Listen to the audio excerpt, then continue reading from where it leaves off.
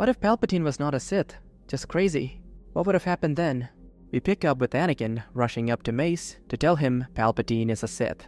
Let's begin. Anakin Skywalker raced across the temple hangar, where Masters Windu, Fisto, Kolar, and Teen were preparing to board a gunship. Their mission, to ensure Chancellor Palpatine relinquished his emergency powers now that General Grievous had been eliminated.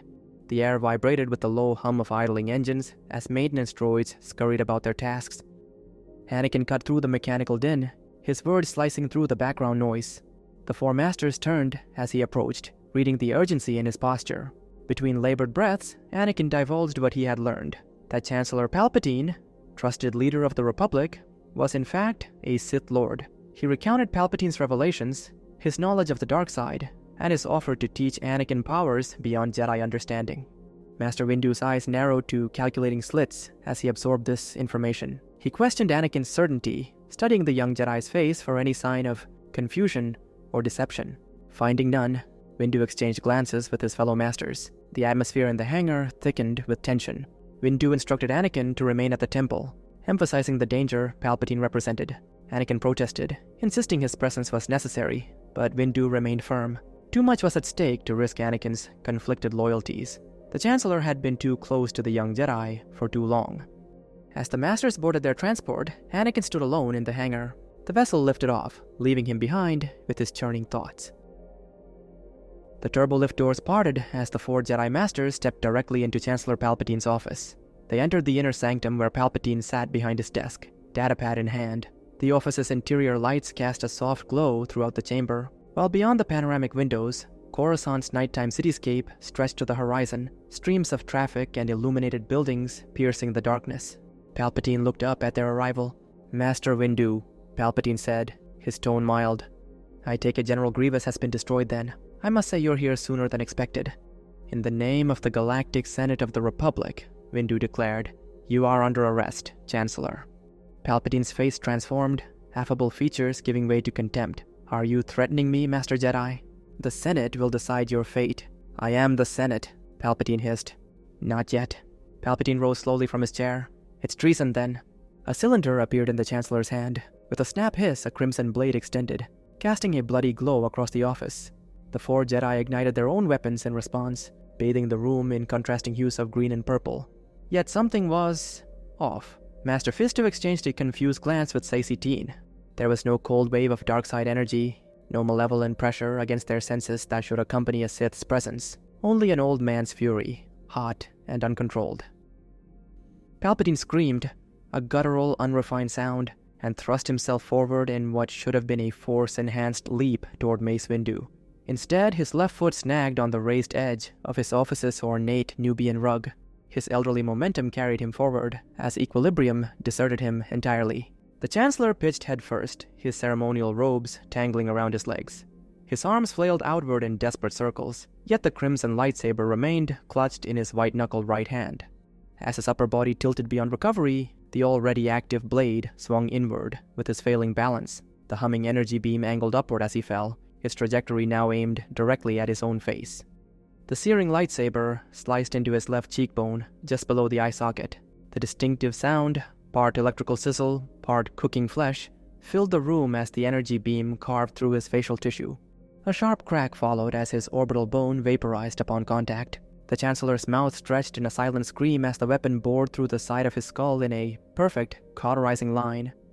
From the Jedi's vantage point, they saw the red blade emerge from above Palpatine's right ear, trailing wisps of superheated bone and brain matter that instantly carbonized in the blade's wake.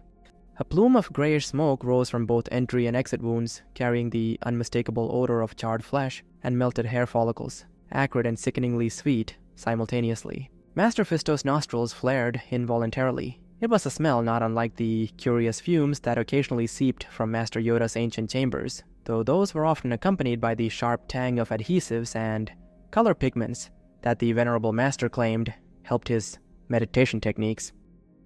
Palpatine's body completed its forward fall, crashing face first onto the polished floor. His head now rested at an unnatural angle, impaled completely by his own lightsaber. The crimson beam continued to project from both sides of his skull, illuminating the floor beneath with its bloody glow. his right arm twisted awkwardly beneath him, fingers still mechanically gripping the hilt while his body underwent its final spasms. For 5 full seconds, the Chancellor's corpse twitched, the lightsaber humming steadily through his head. Then his hand went slack. With his final muscle relaxation, his head tilted slightly, freeing the lightsaber hilt. It slipped from his fingers and rolled several centimeters away, deactivating with a distinctive snap hiss. What remained was a perfectly cylindrical, cauterized tunnel through Palpatine's cranium, a horizontal smoking hole running from cheekbone to above the opposite ear, its edges blackened and sealed by the weapon's intense heat. The 4 Jedi Masters stood motionless, weapons still humming in their hands. "What just happened?" Kit Fisto finally asked, his voice barely audible. Mace Windu deactivated his lightsaber, clipping it to his belt. "It seems our Sith is dead." "I sensed no connection to the Force," Saesee Tiin murmured. "Not even a flicker." "Even a youngling wouldn't make such a fatal error," Kolar added. "Unless they are a dumb Wookiee," Fisto said, then added hastily, "or so Master Yoda often says about them." Windu activated his comlink. "Skywalker, come to the Chancellor's office. There's been an incident." Anakin felt at first as a faint ripple in the Force, like the sensation of some elderly presence suddenly extinguished.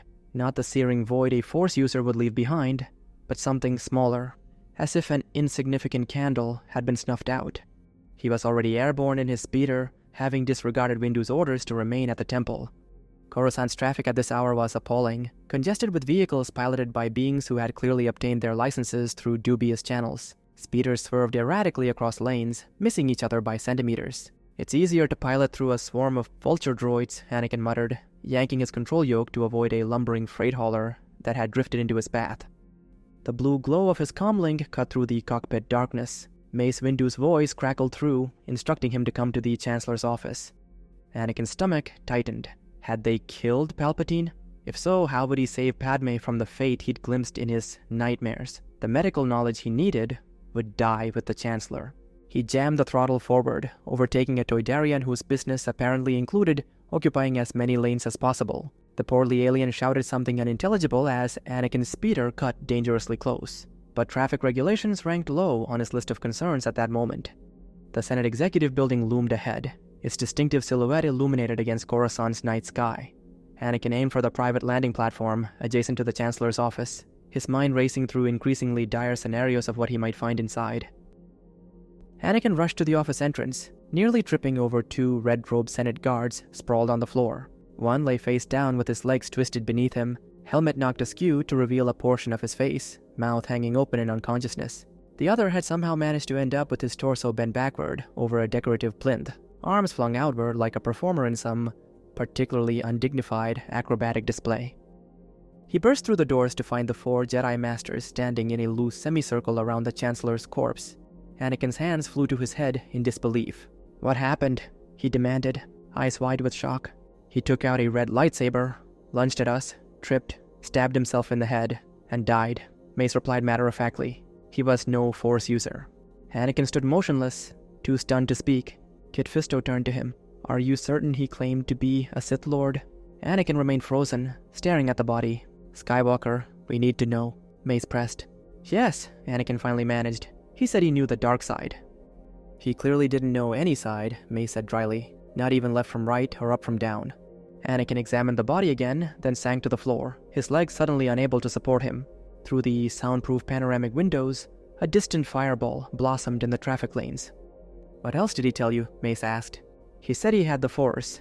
He knew things that only I knew." "What things?" Mace prodded. Anakin shook his head, then stood up abruptly. "I had a vision of someone close to me dying, and Palpatine somehow knew about it." "Was it Obi-Wan?" Kit Fisto asked politely. "Or perhaps your senator friend?" Anakin looked up, surprised. Mace read his expression immediately. "It was Senator Amidala, wasn't it, Anakin?" he asked. Anakin stammered incoherently. "It's fine, Anakin," Mace said, waving a dismissive hand. "No one cares. You had a vision of her dying, and he said he could save her? Is that what happened?" "Yes," Anakin replied. "He must have been a Force user. How else would he know?" Mace's expression remained flat. He probably had the senator's home bugged, Anakin. Palpatine liked to know what moves his enemies might make, so he stayed ahead of them. Senator Amidala openly opposed his policies. He would have kept her under surveillance, and given what we've seen here, he was clearly disturbed in the head. Anakin blinked. The realization struck him with sudden clarity. An evil politician spying on senators made far too much sense. It explained everything without requiring any mystical powers. "Did you discuss the vision with her in her home?" Mace asked. "Yes, I believe I did, Master Windu." Another, larger explosion erupted in the traffic lane outside, a silent flash of orange light briefly illuminating the office. Such accidents were common at this hour, when diplomatic immunity and recreational substances combined with Coruscant's overcrowded skyways. None of the Jedi bothered to look. Mace stared at the ceiling for a moment, then brought his hand to his forehead. "Anakin, the man was spying on her," he said, his tone that of someone explaining a simple concept to a child. Before Anakin could respond, Mace activated his comlink. "Captain Typho, this is Master Windu. The Senator's home is likely bugged. Check every corner." Anakin waited as Mace finished the transmission, his gaze drifting back to Palpatine's body, with its perfect, cauterized hole through the skull. He had to admit, regrettably, that Mace's explanation made far too much sense. Anakin snapped his head up as another explosion flashed outside, this one strangely violet in color. "But he still had a red lightsaber," Anakin insisted, grasping for some evidence. Mace sighed. "You can get those from any back alley store in the lower levels. In the upper levels too, but here they're known as relics of an age past, while down below they're 100 times less expensive and called red laser sticks." Anakin sat down again, hands pressed to his head as the reality of the situation continued to sink in. The Jedi Masters began combing Coruscant security to report the Chancellor's death. Outside, the traffic lane pyrotechnics continued. This time, actual fireworks, as a speeder carrying a shipment of Festival of Light celebration explosives collided with a hovering billboard, advertising Biscuit Baron's new Gungan-inspired sandwich. The forensic investigation proved mercifully brief. Dexter, the Republic's chief medical examiner, arrived at the scene within the hour. After examining the body and the scene with methodical precision, he rendered his official verdict. "Death by misadventure," he declared, sealing his datapad with a decisive tap. "Nothing else justifies this." He gestured at the Chancellor's corpse with a mixture of professional detachment and personal bafflement. As Anakin sat in the corner of the office, his attention fixed on a series of traffic explosions outside, the investigation proceeded. Security officers searched Palpatine's private quarters, cataloging dozens of vials containing refined spice, Rylothian dream powders, and other exotic compounds from across the galaxy. In a hidden compartment beneath his meditation chamber, they discovered stacks of adhesive canisters and pigment tubes, many emptied, alongside crude inhalation devices. "In plain basic," Dexter told Windu and the others after reviewing the evidence, "the Chancellor was huffing industrial-grade paint sealants and consuming enough narcotic substances to incapacitate all 2,000 senators of the Republic." Computer forensics uncovered thousands of holonet downloads, predominantly obscure Sith mythology and fiction from disreputable sources. His personal datapad contained a rambling manifesto titled "The Grand Plan: How I Will Rule the Galaxy Through My Unlimited Power," featuring amateur illustrations of lightning bolts shooting from fingertips and stick figures in black robes. The document alternated between sophisticated political machinations and increasingly incoherent claims of supernatural abilities. "It appears the Chancellor suffered significant cognitive deterioration," concluded the medical report, "likely accelerated by his recreational activities." With Palpatine gone, his carefully constructed power base devoured itself within weeks. Former allies became bitter enemies overnight, each scrambling to secure what influence they could from the wreckage of his regime. Most ended their careers in disgrace or scandal. Some simply disappeared from public life altogether. The war found its unexpected conclusion when Obi-Wan Kenobi retrieved a memory core from one of General Grievous's Magna Guards he had destroyed on Utapau. Though damaged, the droid's memory banks retained crucial audiovisual recordings of Grievous instructing the Separatist Council to relocate to Mustafar. Confronted with a Republic battle group and a Jedi strike team, Gunray surrendered with uncharacteristic meekness. What followed proved more valuable than the capture itself. Gunray offered testimony regarding their mysterious benefactor, a Sith Lord known as Darth Sidious, along with recorded holotransmissions documenting their communications. The Republic Senate, eager to close this bloody chapter of galactic history, ratified peace accords with surprising efficiency. A new chancellor was elected, one with considerably less appetite for executive authority, and the slow process of demilitarization began. Within the Jedi Temple, the Council reviewed the surrendered holotransmissions with growing amazement. It was indeed Palpatine, Mace Windu confirmed, deactivating the holographic display. He truly believed himself a Sith Lord. Master Yoda shook his head, ears twitching with something between amusement and disbelief. Effort in the name he could have put, at least. Darth Sidious? A modification of Darth Sidious, it sounds like.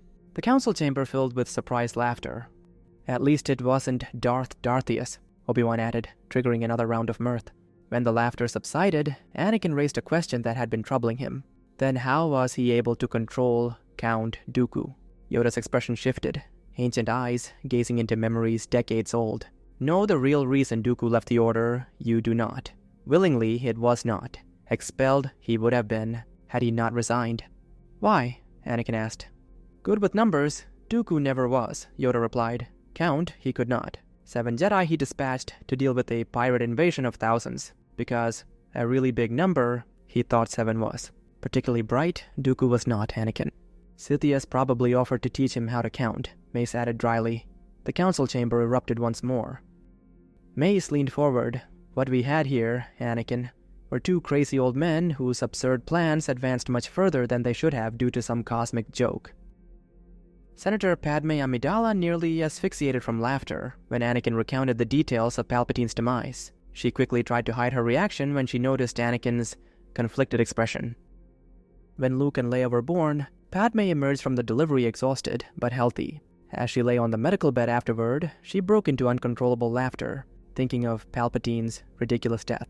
Anakin held his children with wonder, the nightmares that had haunted him now seeming as insubstantial as morning mist. Perhaps, Anakin mused to himself, the true Sith Lord was simply the paranoia we all cultivated along the way. Master Yoda was found passed out in a pool and woke up only after a group of Wookiees threw rocks at him.